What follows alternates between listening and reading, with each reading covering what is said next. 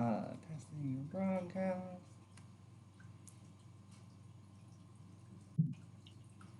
Sliding in here sucks. Okay, Josh, you are live. All right. Thank you, Austin. And I'm Josh Gerstenlauer, the Analytical Director with the Pharmacy Theater. And today I have a couple of excellent guests with us that will be talking about and discussing Black, Indigenous people of color and their representation on stage and whatever other specifics we get into, whether screen, books, whatever the conversation takes us. So before we get started, I'd like to have our guests introduce themselves and let us know a little about themselves, what they do in their life, and what exactly their background and experience is. So if you want to start us off, Miss Jody. Hi, my name is Jody Marks. I'm currently an actress located in LA. I went to the school called AMDA out in Hollywood, Performing Arts College. Right now, because of Miss Rona, just trying to do everything virtually. I have a show every Wednesday where we kind of talk about subjects about the Black community. I'm also doing a virtual play, which is just interesting of the times. Why I'm here, I have a little bit of everything. Obviously, I'm Black, but I'm also Native American, Spaniard, Mexican, and French. So a little sprinkle of a little bit of every of that, Dealt with a lot of different things in the industry, with being, can you be more sassy or can you be the comic relief kind of person, or you're not Black enough. So we're gonna get into that, but that's basically me living in LA, in hot LA right now. Excellent. I'm glad you mentioned that. We are going to go a little deeper than just topics of racism. There's colorism, which is a big deal in my field too. So, Jessie. So I'm Jessie Hamilton. I am not an actress. I'm a stay-at-home mom, but I am an Indigenous activist. I am an active member of the Munsee Lenape tribe. And I'm very practicing in my heritage, and I do work with a lot of Indigenous activism. So we do discuss a lot the problem of having, Latino people play Native American roles and how important it is that we don't really have our own representation, but what we have is stereotypes, and that's all we have.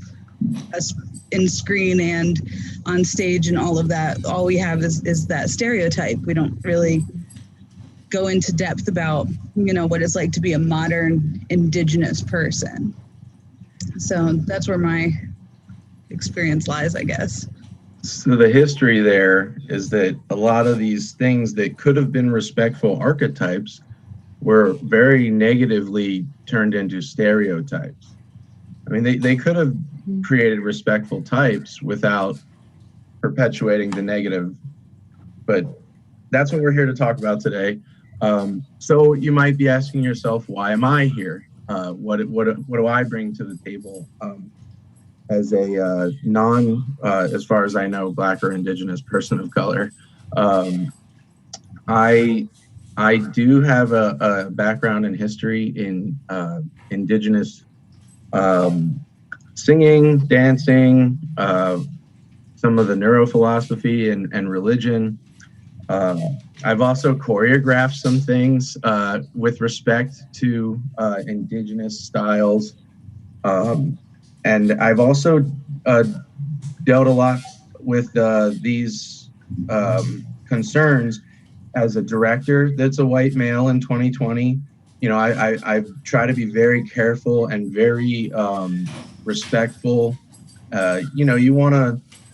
There's certain things you want to do, but you also need to respect everybody that you work with. And it's deeper than just respecting the person. You need to get deeper and deeper into, the representation, the interpretation, those kinds of things. But I've also served as a diversity, equity, and inclusion trainer. So a lot of these specifics are really constantly spinning around in my brain. But more specifically as a theater director, I'd like to discuss with you both so one of you is an actor in the industry, so you have some firsthand stuff that we should probably talk about what's going on right now. And Jesse can contribute on those other aspects, including what's your master's again? Oh, my master's is in neuroscience, so neurology. So we do have some academic hardness to this discussion today.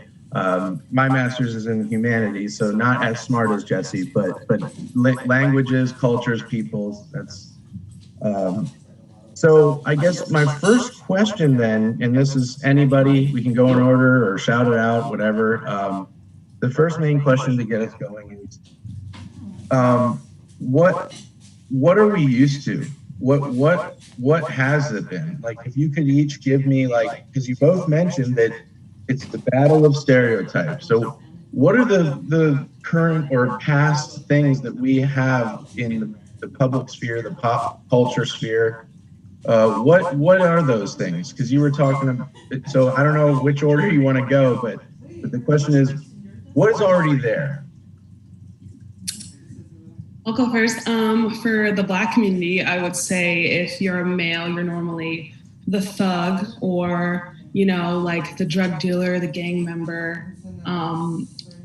Honestly, every Black person, I find that they're the comic relief. Like, they're the one people laugh at, and it kind of gets to be a little bit annoying. Or for the women, it's always going for the sassy character or the single mom who doesn't have, you know what I mean? Like, those kind of things. Or there's always a parent issue or like a daddy issue that you have, like I find in characters where I'm just like, we have dads, that's a lot of the things I find. And it's never really, there's been some strong characters like Viola Davis, she has those strong characters, but it's not enough, because in like every day you see more of the stereotypical, like, oh, this is what Black people act like. And then I'm also like, but who's writing these? Because clearly they're not the Black community. Right. But, I remember her, was it an Oscar speech that was really powerful? Viola. And, yes.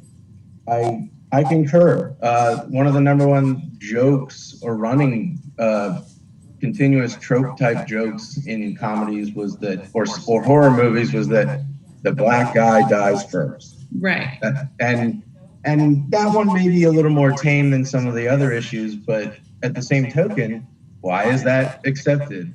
The best misrepresentation going along with that you described was, do you remember did you watch not the Glow? It was called Glow on Netflix. Oh, on Netflix? About Gorgeous Ladies of Wrestling. Yeah. Mm-hmm. The lead protagonist, and this isn't just their show, but in the original Ladies of Wrestling, they had what was she called? Welfare Queen or something. Yes. So yes. Her character was a welfare addicted single mother or something, or which now is a pervading I find is a pervading belief among people that are skeptical of welfare.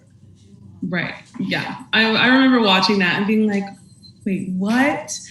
But it was like that whole show, they kind of showed all the stereotypes, because every wrestler like had a different stereotype depending on who they were. I guess a better one would be like Shaft was very blaxploitation. Or a lot of these crime law shows, the white guy is the savior and the Black guy is the criminal. And the white savior complex, that's a whole nother conversation. So this is the part where Austin would say, what's that, Josh? Can you elaborate? So the white savior complex, from my understanding, is the idea that a white person is going to come in and be the hero because they all of a sudden are so accepting and so tolerant. It's almost like an overzealoushood, an overzealousy of equity. It's they're being praised for the literal bare minimum of respecting other people that they should have already, and that's why we have this belief that like, oh, as long as you're willing to not be openly racist, then you're a great person, because so many other people are openly racist. That's another tag that goes with it, is if they pass some kind of laws or whatever for police reform, they're just going to wipe their hands and think they're innocent now. No big deal. We passed something. I don't have to treat you differently, you know. Right. So what about Indigenous folks? Are we going to talk about Tonto? Yeah, I've got thoughts. So like, I think that like I said, our main problem is there are no roles for Native American people. Like the roles that there are that aren't Native Americans. Are and few between.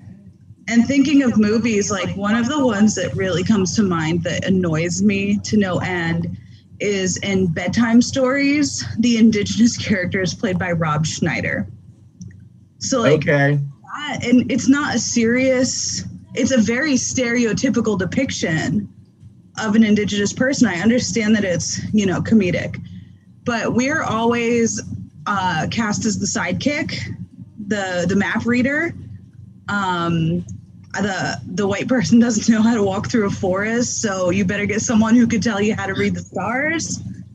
And never are these Indigenous people played by Indigenous people. You know, you have the Lone Ranger with Johnny Depp being the Indigenous character, which is absolutely absurd. And that's a recent movie. That's why it's so shocking. Yeah. I'm obviously willing to give leeway to, you know, Native Americans weren't citizens in this country until the late 60s. So and as awful as that is, when you think of pop culture, you have to give some kind of leeway to the fact that they couldn't act because they couldn't be employees because they weren't people. So, you know, but that's a really recent movie. Like that's a real new one that bothers me a lot. And when you do see Indigenous people represented, they're always, you know, you have to be stoic. You have to have long hair and you have to have feathers in your hair, and you must have pigtails, right? You have to have pigtails. Yeah. And it's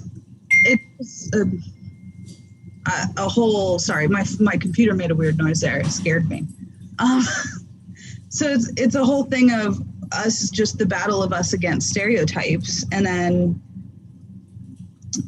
there's no representation because Native American people aren't cast as Native American people ever. And when they do decide to go for someone with a deeper skin tone, it's almost never an Indigenous human. Like it's and I understand that those people also are struggling for roles, but it's, you know, if you want someone to be connected to the character, you should probably find someone that has that kind of understanding of the background.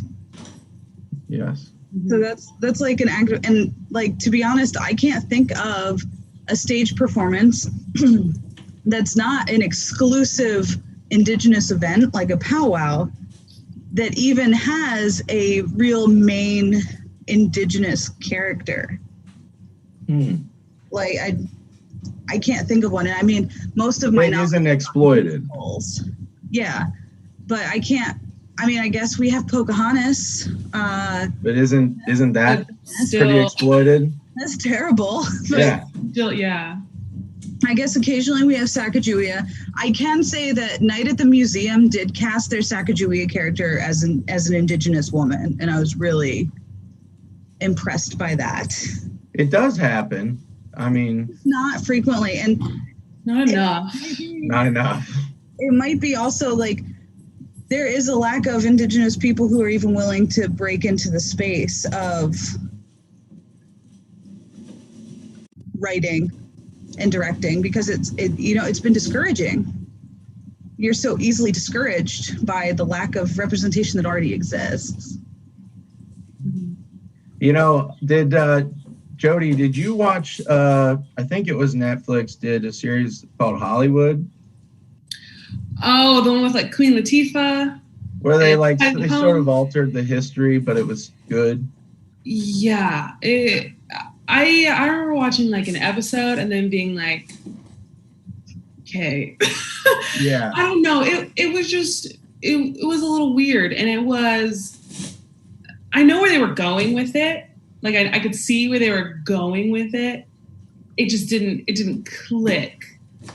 Like it kind of was like we're gonna bring all these Black people in, you know, these characters. We're gonna make this writer a Black writer. Right. The writer that was my favorite protagonist. Yeah. But at the same time, I was like, but you're altering history. So you're kind of making it seem like you gave this to us when this is not how it went down. So from my perspective, I was situations. Like, yeah, exactly. So from my perspective, I was like, yeah, but you're not telling everybody how it actually happened and how we weren't allowed in the room to even write like that. Yeah, they gave you, it was a little less than a taste. Yes. It kind of seemed like, oh, we're granting this to you as the Black community rather very than G-rated. Right. At least as far as the deeper topics. Right. I would rather them have like a new story about like a new writer coming out or something like that instead of going back in time. Yeah. And showing that history did not happen like that. We weren't allowed in the room like that. Our voices were not heard. I didn't mention this earlier, but I'm also working with an executive from New York on converting her play to a musical, and it's different than any slave narrative I've ever worked with because it deals with specifically identity politics, colorism, because the heir of a plantation turns out to be the daughter of the slave that's been caring for her whole life. I saw your face. I like that. So, and it's written by a very strong Black woman and business owner, and just I always try to remind my students that there was a time where you could be killed for touching a book. Mm-hmm. For touching a book. We're trying to learn, yes. Just touching it, you might get beat up. Mm-hmm. And that's, to me, that's where the real crime was. I mean, not that the rest wasn't, but whew.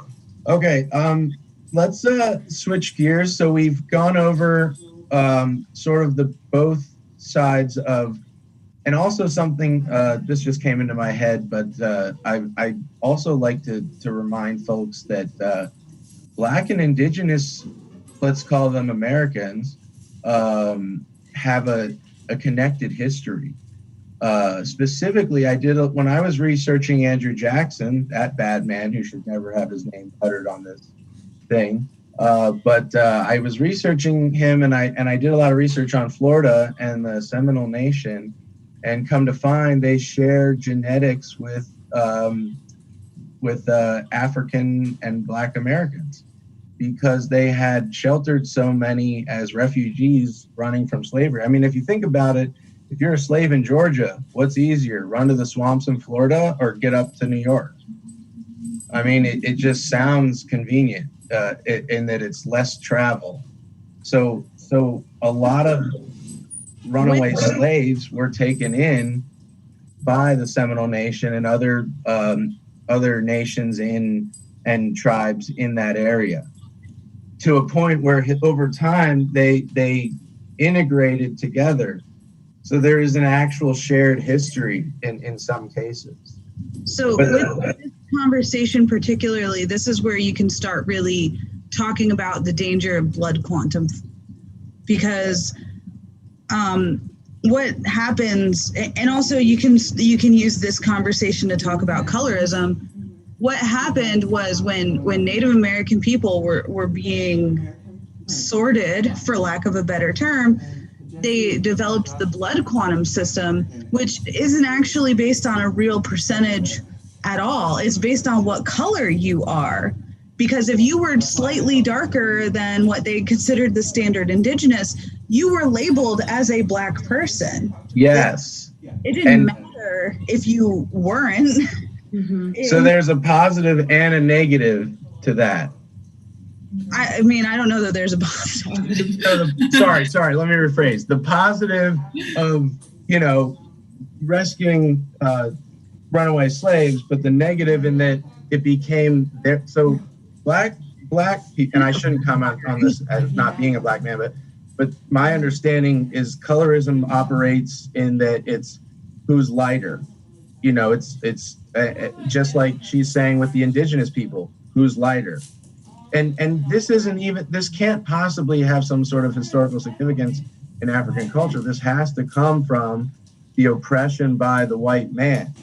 I mean, they did those tests with little girls and show them the doll, which doll is the pretty doll, and they programmatically choose the white doll. And that video, that research is what really bonked me on the head and was like, wow, this stuff is neurologically programmed over time. It had to be that the white male patriarchal history was so awful that it imprinted on people. Mm-hmm. You know what I mean? A lot of these problems are not internal. They came from outside pressure and oppression. See. So the question then is, if okay, we covered previous representation, we covered colorism a little bit.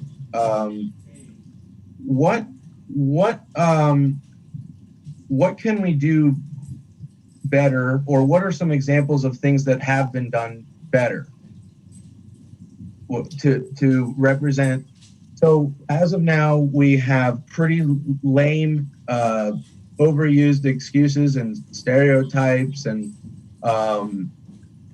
so how have things changed on the stage or screen? Are there changes? I mean, I know Jesse moved on. Are there changes? No, not really, probably, right? But I'd like to hear from both of you.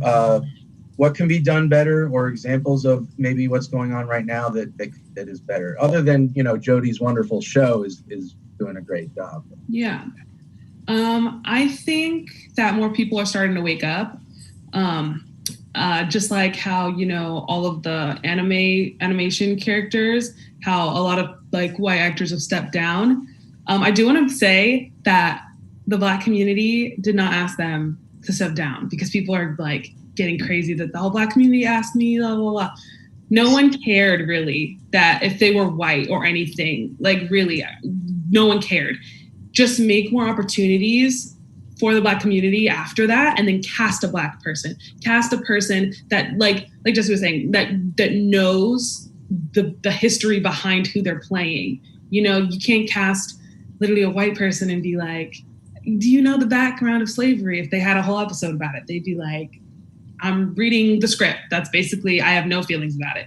So that's what it is. But I'm hoping that more people of color will step into audition rooms. Like, I'm seeing a lot of people saying, you know what, I'm gonna go out to the audition. I might not be the right person that they think, but I'm gonna go. And I feel like that's a good step. Also, I see more playwrights and screenwriters coming out and are saying, you know what, I have things, just like you were saying how you're working with this woman. Like, there's more people that are actually stepping out and saying, you know what, I'm gonna put my own work out there and create jobs and opportunities for other people.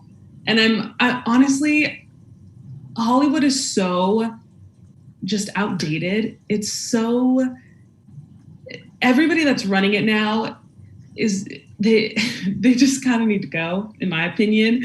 Like, they just need to relearn, like, the things that they do aren't acceptable.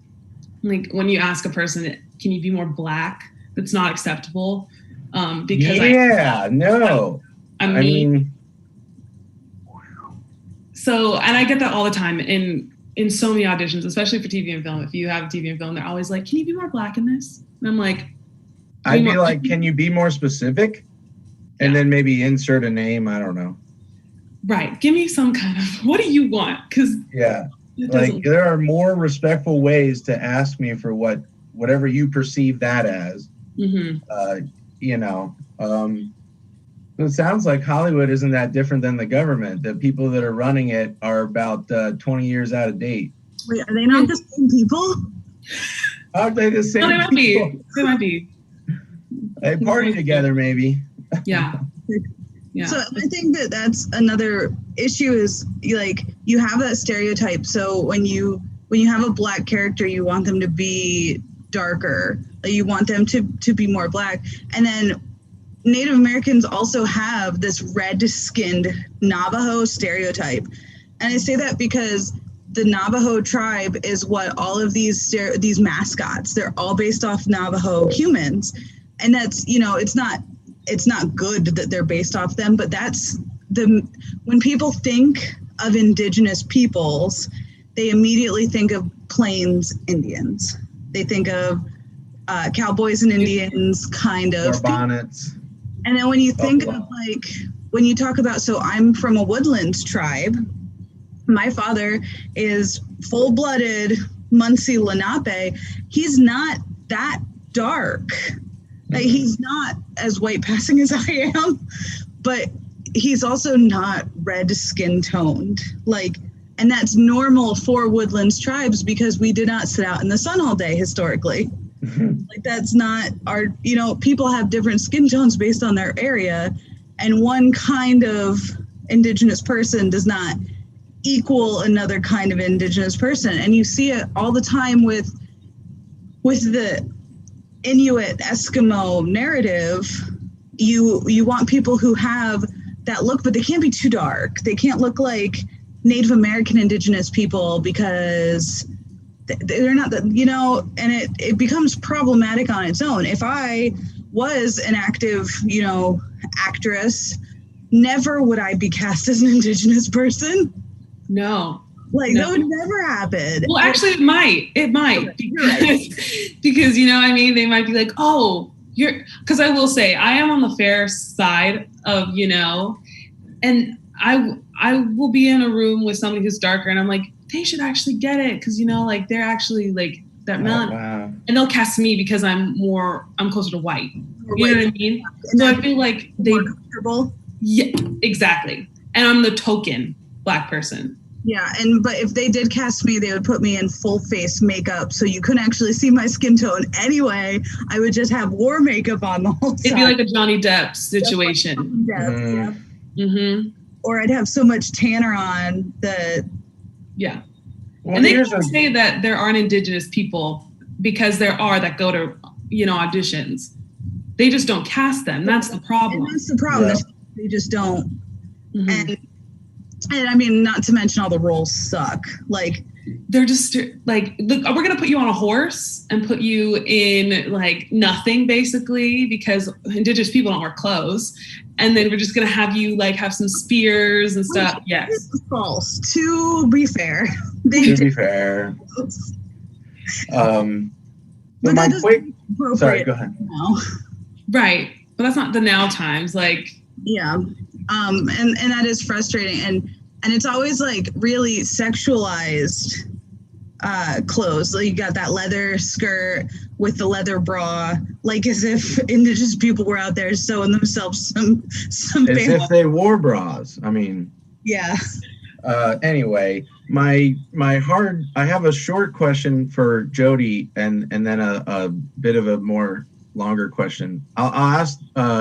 So I'm going to warn Jessie. Her question is going to involve the film Navajo Code Talkers or whatever, Code Talkers, I think it was called. Mm-hmm. But Jody, the experience you described where they weren't black enough or this or that, in those auditions, are you experiencing that from white directors, white male directors, or are you experiencing it all from black or non-white directors? Honestly, it's more of the white, but then obvious, of course. But then you don't really see black people in. That's right. That's a great point. You don't see that. There's never really a point where I'm talking to another black creator. Wow. It's normally always somebody that is white leading the discussion or saying, and that's a problem to me. And it is. Mm-hmm. Even as a white person, that's a problem to me. I have years of acting And I'm not afraid in 2020 to be a white male. If I never get a lead again, I will not cry, you know? But I also tell people, do you know how many on Broadway, how many shows have been all black or geared or black narrative? 100. 100. Do you know how many Broadway shows and plays and musicals there are? Way more only 100. Yeah. And then those shows typically don't even run as long. Like The Lion King, I love that. Thank God that we have at least something. But at the same time, people are still seeing like animals and not like a black person be like an intelligent person. You know what I mean? But those 100 shows are like Porgy and Bess. They're all stereotypes. Oh, yes. Yes. It's all that old man river. Like that's the only way you can sing if you're black. Right. You know, that's beautiful stuff. It's limited. Yeah. And in Broadway, it's hard because you normally see the same black people doing the same characters. Like they're always in the shows, but then I'm like, but can we have a new person of color? Because I feel like the creative teams get so comfortable with that person that they go, we're just going to cast them in everything, you know? White comfortability, white male comfortability. That should be a topic in a class. Mm-hmm. So I want, since you bring that up, because I have a lot of my own opinions and I know the opinions of the indigenous communities, but I would love to know what your opinions are on Hamilton. See, I actually love Hamilton because I just love that it's like people of color on stage. But I see how it can be problematic at times because people then like, I don't know, I've heard kids be like, oh, that's what it was like. And I'm like, no, it still wasn't like that. Like, you know, but I love that they're telling it like, because Hamilton was an immigrant, you know, but people always want to assume since he's a founding father, he was white. So I'm like, no, at least it shows something. And I love that people of color actually have a voice on stage now because it's like a full cast. But at the same time, you do have to realize like Jefferson had many slaves himself, you know, and it's played by a black man. So it's like, it's still controversial. But I love that it, like Lin-Manuel Miranda says, it's America today. You know what I mean? Like it shows like the broader scale of everybody. Honestly, I do love that show. You can't help love that show. One little beautiful secret is that, oh, sorry, Jesse, you go first. And I'm not gonna lie, like I love it too. So that's not what my direct opinion is either. I think that it's an amazing show that's well written and I adore it. And but also, it does have problems. It can be. It does. And the big problem that I have particularly with it and a lot of other indigenous people have with it is that, you know, when you look at the original cast, because that's who people are familiar with is the original cast. And Disney Plus just put it on. Exactly. So what you have is Christopher Jackson playing George Washington, and Christopher Jackson is an amazing, lovable human. And because of that, you immediately associate George Washington right. as this amazing, lovable hero because Christopher Jackson portrays that so well. Yeah. And I understand that it's problematic from a historical aspect because kids aren't learning history. So all of a sudden this is very confusing. But George Washington was a real terrible dude. I can confirm on Washington being not as good as some of my brothers might think he is. For Jackson. Yeah. And just like Jefferson, like I was saying, how, you know, a lot of these kids are like, ooh, you know, and they're like, this song's so fun, but I'm like, he's still a terrible person. So interesting. The actors and actresses that were chosen for Hamilton are so phenomenal that they phenomenize the characters. And like everyone loves Daveed Diggs. There's not a person who doesn't. It's impossible not to. That's the thing. Like you can't hate his characters because he's just so good. Because they're so fun. And I do think like if you listen to the mixtapes and some of the deleted stuff, you hear that they went into deeper controversy about slavery. But the other problem that, Hamilton poses is that it is exactly the point in history that Native Americans were being persecuted, and they're not mentioned. Wow, yeah. Like, Native Americans fought for both the British and the colonists in the Revolution. Like, we were all contracted. In fact, my tribe, the Munsee Lenape, we were the people who had the very first treaty with the American government in history. And it was that if we fought for the Revolution, we would be given our statehood. And the moment the Revolution was over, instead, George Washington himself signed the Declaration to destroy my tribe. Like, and that's the thing, is it's profit off of colonization, because it's not mentioned, and it's exactly that period in time where we could have had a voice, and he wanted to have all these people of color represented, and it would have been the opportune moment to give Indigenous people a voice. Mm-hmm.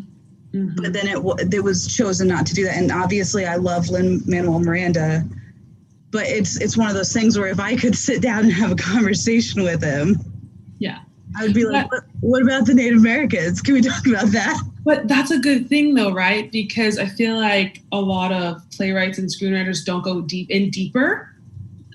They just like scratch the surface, or wherever they are getting their information. Because I know Lynn said that he used that book, right? Mm-hmm. And it was written by a white man. And you will never see anything about Indigenous people in that book. No, and you're right. You probably won't. So to him, probably Lynn is like, oh, well, what? But the thing is, you need to dig deeper. Mm-hmm. And I feel like that's why there's so many stereotypes, is because people don't dig deeper or into like any character, any Indigenous character, any person of color. They don't, or maybe they're too scared. They're not equipped with a shovel. You know, they're just so scared probably to even say something or speak out or give people a voice, and it annoys me. So my question then, to interject, is oh boy, little known research is gathering that Alexander Hamilton may not have been white. He may have had a mother or grandmother when he was in Jamaica that was a slave. Yeah. Mm-hmm. So that adds to it. But my other question leading out of Hamilton is, for anyone, is I've been often asked questions about casting, and I've said things like, you can do an all-black Grease, but you can't do an all-white Wiz. What is your response to that? So I think that I have lots of opinions about this too, because I was really into high school theater. And in high school, there's no rules like that. Like, especially if you live in a big white suburban area. Oh, yeah. They don't care that you shouldn't have an all-white Wiz. They're having an all-white Wiz. And my school only had Indigenous people. I did not meet a Black person until I went to college and went off on my own. Wow. Because we were all Indigenous and white passing Indigenous because we were in such a closed community. And we did the Wiz. We did Pippin with a white lead magician. And the reason I know that is because I was the lead magician. Mm-hmm. Like, I was Ben Vereen's character, and I'm going to tell you that my body was not made to do the dance moves that Ben Vereen did. And we had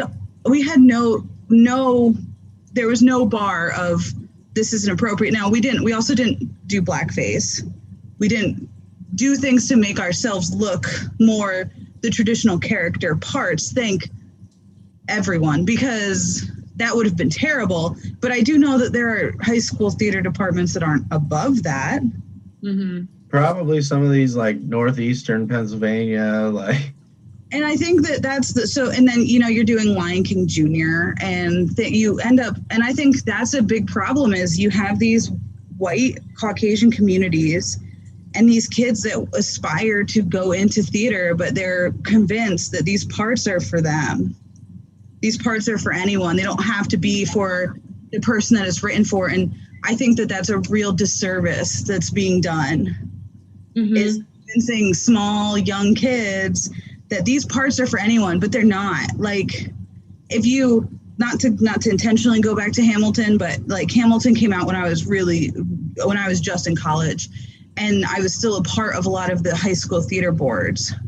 And a big complaint was the white kids saying, well, I'm upset that once Hamilton is able to be done in high schools, which it's not, I won't be able to be any of these characters. But that's not your place to be upset. This wasn't made for you. This isn't your thing to be. Yes. And you don't, when you're that young, you don't necessarily see it as the problem that it is. But I didn't. There was maybe a couple, maybe a handful of non-white students in my high school of 300 students in my class. And I guess middle school, I think one of my only friends in middle school was maybe the only black boy in my middle school. And that's just a lot of Pennsylvania communities were like that. You know, it's not that way anymore in the same town, but it was back in the early 2000s. But that's the other thing that I think that a lot of those issues are coming to a head now, is that just like you had they teach it in a class like this, where there's the Great Migration after slavery, and then they have white flight, where all the affluence leaves the city. And now we had a sort of a phase where people are coming back to the city. And I think that there's also a great migration that's been going on from Central and South America that is like really exposing these issues again with the people that they were so comfortable with their quiet, all white, all Christian society. And now that there's another great migration push, people are like uncomfortable. So it's all coming out again. You know, every 20 years it gets quiet, and then, you know, a mass amount of people move to a place and change the diversity of a city. And then people that don't like that, they go crazy. And it's great, because then we get to find out which of our neighbors are not nice people, you know, or whatever. But so did anyone have anything else to add? Otherwise, I wanted to go to the code talker question. oh no. And it's a sort of a big 10-4 on no white, all white whiz, yes, all black Grease. Correct? Because you can have that, you know, and to me, I think the issue is, you mentioned, oh, you can't, these parts aren't just for anybody. I think it all goes back to the story. If the story has flexibility and characterhood, it's okay, cast somebody else. But if the story is specifically about certain things, you can't alter that for a different person to play. Well, Yes. the black kids in Hairspray cannot be played by white kids. The story doesn't make sense. Right. Or I will say, or like, because I've also seen like Hispanic and Asians in the, but I'm like, if you're literally looking at an Asian person and saying the N-word, I'm like, it still doesn't fit. It just doesn't. So if you don't, to me, if your school doesn't have people that will fit those roles, then just don't do it. You have so many do the show. So many plays to choose from. Pick something else that is your demographic. Like, know your students. Like, know your class. If I ever went to a whiz and the cast was all white, I would leave and write as many articles against that location as possible. But that's not even only in school, because like a couple years ago, they did in Australia, they did an In the Heights, but only the dad was actually Hispanic and everybody else was like white. And I'm like, West Side Story, you get a lot of kids, it's all white kids, and you can't figure why don't they like each other. yeah. And what you were saying also, right, and what you're saying also, Jesse, about how the kids then think it's like their role. I've definitely seen that in college, when they like come to college and then they're like, I want to play, and the teacher's like, that's not a role. That's not a role you can play. Like, I played it in high school. They're like, well, this is in high school.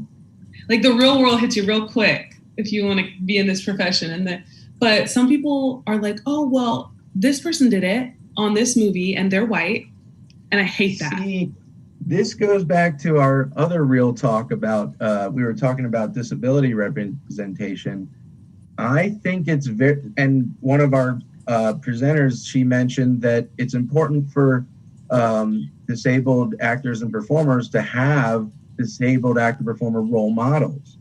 And just like, I think this is going to get real silly in my opinion, but I think that white males need good white male role models. I was lucky that in college I always had some good white male role models in art and music and theater, but there were also very bad ones that you just know once you've gotten older, you study things, hindsight being what it is, you're like, oh, that guy was terrible, or that guy did these terrible things, you know?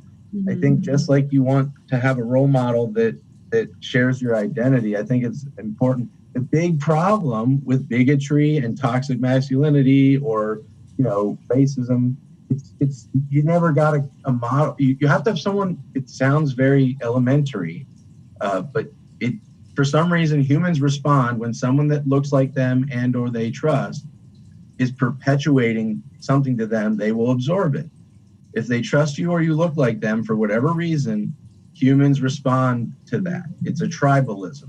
Well, and you can break that down to like anything. Like you can break that down to Disney princesses. You can have Polynesian Cinderella, but you cannot have a white Moana. Like, and that's how it is. But don't tell white parents that, because they'll tell you for days about how that's not fair, as if there's not 130 other white princesses that your kid could dress up as. Karen, the Karens of the world really need a rival named like Sharon. They need a Sharon, or like your Sharon. You know, they need a Sharon to like be like, back up, Karen. You know, that's what they need. So not to digress, we are at the last leg. Can we talk about Code Talkers or Wind Talkers? I think was the film title. Wind Talkers, yeah. Because those actors were, just like you said, I think some of those actors were Latino. The main person that played Yahtzee, which let's back up a step and talk about his name. Yeah. Let's talk about the Indians mascot, Chief Wahoo. Let's, like, all of those things. There was not a real person whose last name was, like, that's not how tribal names work. So, like, giving them these absurd names is just perpetuating into those stereotypes. And wasn't the author a white man? The director was a Chinese man. Okay. He was from Hong Kong. Didn't know anything about. No. But the individual who played Yahtzee was, in fact, he was not Navajo. He was First Nations Canadian.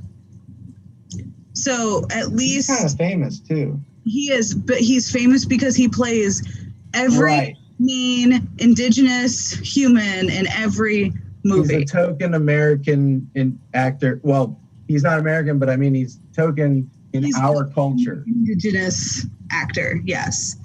And but a lot of the characters were Hispanic or Latino or Black, and just light-skinned Black people who were playing the rest. Which is better than the 50s.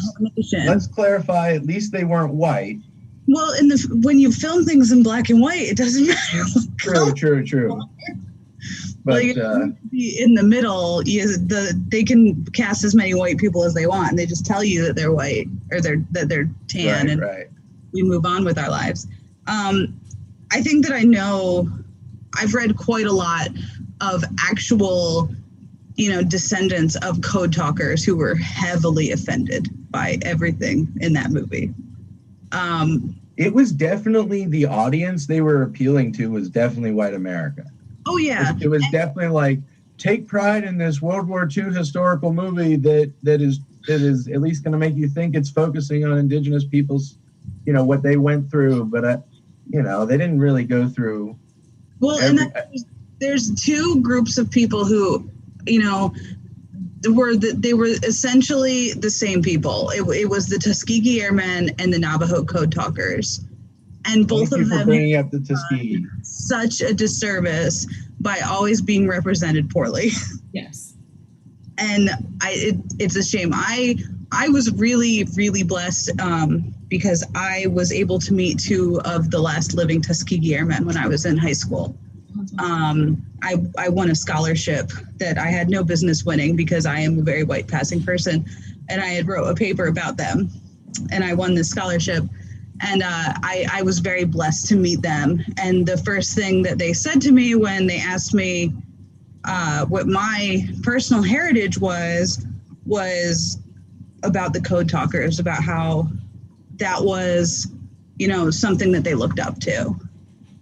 Which is nice, but not the film.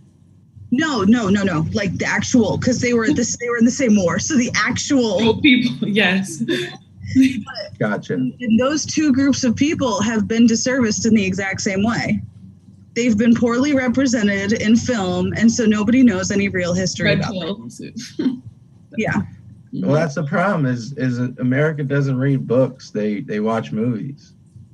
That is the problem. Yes. Which, I mean, movies are great, but you got to supplement a little with some self-study. Tool knowledge. Yeah. Well, we're not out of time yet. Let me try one more question. Is there any topic that either of you wanted to address that we didn't? We hit where were we? The history, types, stereotypes. We briefly brought up colorism for both categories, or many categories. We talked about casting. We talked about screen. We talked about the administrative part, like who's running things, the directors and stuff.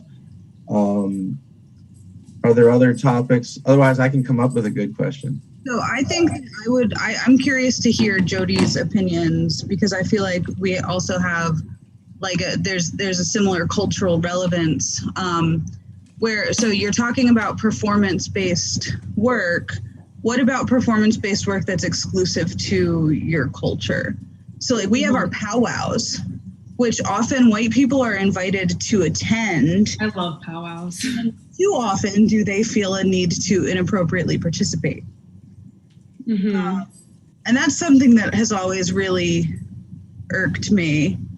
But then at the same time, I feel like I've also been to different festivals from different African heritages and seen the exact same thing, where people are inappropriately participating because they were invited into the space, and so they immediately feel like they were invited into the entire culture. Yeah, which is that sorry, whole you first, because that's actually hit home for me. This whole I heard a lot. I got my black card. That thing, I'm just like, that's not a thing. I love when people love the Black culture, and I love when, they take pride also in it, because I'm like, okay, if you're actually learning about it, then you're also helping everybody else learn that we are human. We should also be equal in this world, But when you decide to start dressing like us, or taking the actual ceremonial robes and colors that we use to make it just another Instagram post, that's when I have a problem. Because I'm like, difference between the appropriation and appreciation. Yes. There it is. It can't be, the line is so fine. So fine. It's hard, because I genuinely struggle personally with the things that I'm okay with other people doing to represent Indigenous culture, compared to my brother, who was, a much darker, much more active. He had a very stricter idea of what is okay for people to participate in Indigenous culture. Mm-hmm. And I think part of the issue is that it is very personal. This is your history, so you take it very seriously. But then, so the big problem, and I know that Josh sang and danced and choreographed and did. We'll get to that. With Indigenous people, which is different because it's very appreciation based. But I think of Capona, so because I love going to Capona. Capona is the powwow that happens in Harrisburg, Pennsylvania every year. Okay. And it's actually the biggest right now in the Northeastern America, because I didn't know that. it's the most tribes that gather together. So generally when we have powwows, it's only our tribe. It's not Everybody. Right. It's a religious event. It's not a. So this Capona is a learning experience in my eyes. It's not a ceremonial event. Right. It's just so we can say, you know, we're still here. Don't forget about us. Mm-hmm. But then the problem is, because it is not put on by a tribal council, you have vendors who are selling white sage. You have white people walking around with feather clips in their hair. It's commercialized. And I have a lot of problems with that. And I love Capona because I've danced there. I have my family has danced there, and it's great to see our culture coming together and the tribes coming together. Mm-hmm. Until you look around and you're like, wait, is this a food festival? Yes, like a swap meet in a little. When I got older, I was very turned off by Capona. Jesse brought up my background, and I should, I guess, cover this in the last minute, is appreciation versus, what was the other one? Appropriation. So I struggle with this because that's my text, 4-minute warning. I came into it sort of in a bad faith way, not personally, but just, I came in as a white person. I was introduced to the culture in a very it was sort of with Boy Scouts and Order of the Arrow. So, but I didn't realize, hindsight being what it is, the many negatives that come with those things. And but I had been so evolved to the point where I had been invited to many spiritual experiences by indigenous people. But I think the fine line as a white man that has no knowledge of any indigenous heritage, I think that that fine line is created in an acceptance that I don't take any ownership. Okay, any indigenous culture or religious things that I live in my daily life, it was all gifted. And I think the gifted is a word amongst indigenous people that really strikes the difference between appreciation and appropriation, because you have to be appreciated to be gifted the ability to appreciate. Does that break it down? So like she's saying, you cannot come off the street as a white person and be like, I love this shit. Oh, I cursed on the internet, whatever. But, if you are respectful and are, by the stars, offered the opportunity to meet certain people that invite you into their heart and their spaces. But the difference is, when she says people get invited to spaces, there's a difference between, hey, we're going to Capona Fest, you want to come? Oh, we're going to dance there. That's a bad faith invitation. A good faith invitation is a longtime friend of yours who happens to be indigenous, says, hey, my family or my tribe or my this is doing this, come to this thing. Or maybe someone as a medicine man or a spiritual leader says, we want you to join us for a sweat lodge. We want you to join us for this thing, that thing. And that's the difference of invitation. Okay, there's good faith invitation and then there's bad faith invitation. I like to think I'm on the good faith side, but Jesse's my judge, so we'll see.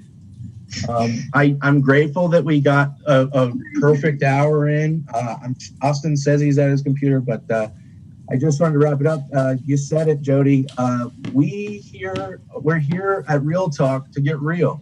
The deep talks are where the dramaturgy and the analysis and the appreciation comes out for these things. So if you'd each like to make a closing statement, we have about a minute or two.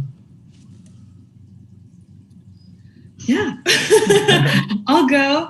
Thank you for having me. If anything, I just want people to know that people of color and Indigenous people are human. We're Always here have been. and always have been. We're not going anywhere. So learn, take the time to actually not just assume what you see on TV is how we are. Actually learn about the culture. If you are interested, don't just assume things, and ask people that you know, like, hey, I want to know more about your culture. I'll be happy to tell you everything, but don't just assume. Yeah. And also it's important to note that not everybody wants to share, and not everybody is as approachable as your excited, enthusiastic little person. If I'm a stranger, don't ask me. But if I'm like your friend, it's not our jobs to teach you. There's Google. I have asked people. Don't expect the emotional labor of me teaching you what's right and what's wrong. You should be able to learn what's right and what's wrong on your own. Mm-hmm. And don't be afraid if I like snap back. Yeah. If you ask a tough question and I give you the real details and you're like, I didn't want to know. Well, you asked. Well, I think we covered a great big deal of information. At any second, we'll probably be cut off of the live stream. Are you here, Austin? I am certainly here. So I am going to just say a few things and then we'll end the live stream real quick. Excellent. This is the fun part where I say, this is what's next. So in 2 weeks, we have a virtual reading of Falling in Love with Your GBF, which was one of our first shows. So it's on the 2-year anniversary of opening night. The majority of the original cast is coming back to read their parts in that virtual reading. And then the Saturday following that, on September 12th, we have an online masterclass in costume design and sustainability with Project Runway's Brittany Allen from season 18. She does a lot of upcycling and things in her fashion line. She likes to mix high fashion with sustainability. So in a world where we're always looking to recycle and reuse things, costume design in the theater world is definitely something that needs to be improved upon. So we'll talk about that on September 12th. Other than that, I hope everyone had a good time, good day, and thank you guys for joining us. Thank you so much. Thank you for having me.